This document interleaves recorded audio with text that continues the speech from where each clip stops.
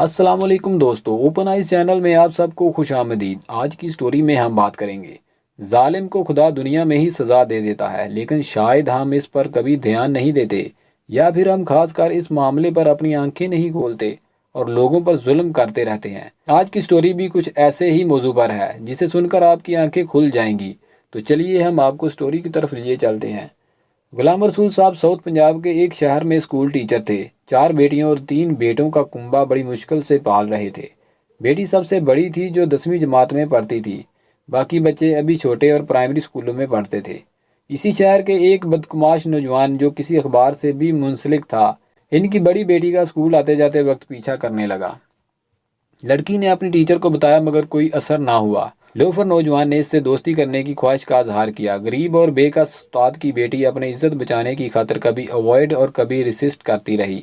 Loafer نوجوان ہر روز motor cycle پر اس کے school کے باہر کھڑا ہو جاتا اور چھٹی کے بعد اسے موٹر سائیکل پر اس کے ساتھ جانے پر اصرار کرتا۔ کئی مہینوں تک مزاحمت کرنے کے بعد ایک روز وہ اس خیال سے اس کے ساتھ بیٹھ گئی کہ لڑکے کے والدین سے جا کر شکایت کرے گی تاکہ وہ اسے تنگ کرنے سے منع کر دیں۔ بدقماش صحافی اسے جس مکان میں لے گیا وہاں کوئی بھی نہیں رہتا تھا۔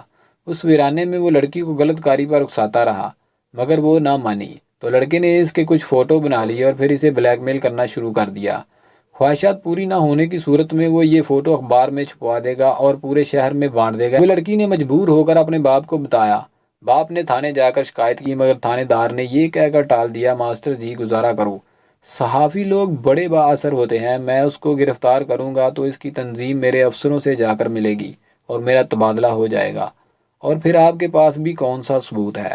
بہتر ہے کہ صلح کر لیں اور کسی پھڈے میں نہ پڑیں۔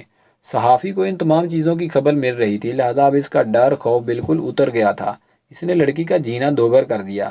ایک روز چھٹی کے بعد اس نے لڑکی کو زبردستی موٹر سائیکل پر بٹھایا اور کرائے پر لیے ہوئے ایک ویران کمرے میں لے گیا۔ اسے رات بھر وہیں رکھا اور ممارے قوم کی بیٹی سے اس کی سب سے قیمتی چیز عزت چھین لی۔ صبح مظلوم لڑکی ایک زندہ لاش کی طرح گھر پہنچی تو ماں کی گود میں سر رکھ کر پھوٹ پھوٹ کر رونے لگی۔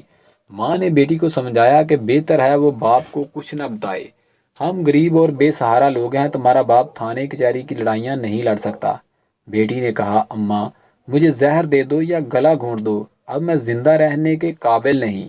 ماں نے حوصلہ دینے کی کوشش کی تو بیٹی نے زاروں کتار روتے ہوئے کہا، اماں دنیا میں ہمیں کوئی انصاف نہیں دے سکتا تو اللہ سے میرے لیے انصاف مانگو، وہ تو سب سے طاقتور ہے، اس کے دربار میں مجھے ضرور انصاف ملے گا۔ مظلوم بیٹی کی آہوزاری کرتے ہوئے دیکھا تو بے کس ماں نے جھولی اٹھا کر کائناتوں کے خالق مالک و منصف سے انصاف کی فریاد کی جو آسمانوں کو چیر گئی۔ اگلی صبح جب ماسٹر جی اسکول جا رہے تھے تو انہوں نے دیکھا کہ ایک کھمبے کے پاس سڑک پر ایک لاش پڑی ہے جس کا بھیجا کتے کھا رہے ہیں۔